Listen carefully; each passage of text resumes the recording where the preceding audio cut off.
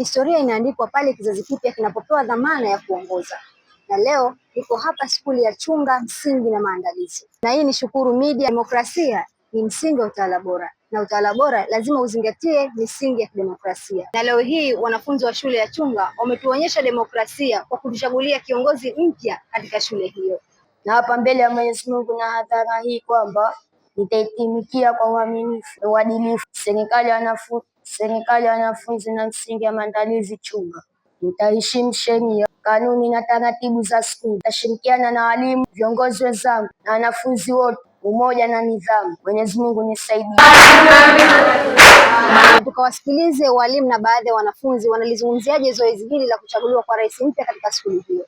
Rais safi. Safi. Walimu wa serikali ya wanafunzi safi. Safi. Napenda kuipongeza skuli ya maandalizi na msingi Chunga kwa kuendeleza utamaduni wa demokrasia kupitia uchaguzi wa serikali ya wanafunzi.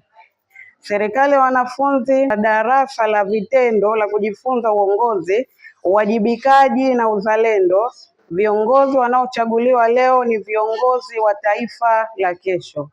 Kwa rais mteule, nakumbusha kuwa uongozi ni huduma, kuwa mfano mzuri wa nidhamu, heshima na bidii katika masomo. Kwa wanafunzi wote, kumpa ushirikiano kiongozi wenu ni wajibu wenu. Maendeleo ya skuli yanahitaji umoja.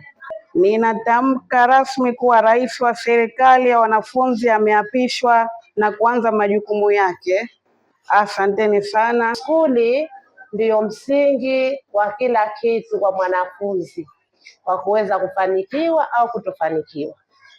Kwa hiyo hapa serikali ya wanafunzi tayari mshajifunza, mnaona, mshajua kwamba mbele kwenye maisha yenu hamtokuwa hivyo hivyo. Baada ya masomo mtaweza kupata majukumu tofauti na mtaweza kujua kwamba haya majukumu yana mwanzo na mwisho, na ikifika mwisho nini unafanya na anayekabidhiwa nini afanye. Pengine umetoka ofisi moja umekwenda ofisi nyingine, kwa hivyo hutoweza kushangaa wala ukakaa ukajuta ukafanyaje. Ni kitu cha kawaida katika uongozi. Naitwa Nadesh Masudi Nasor, nilikuwa waziri wa michezo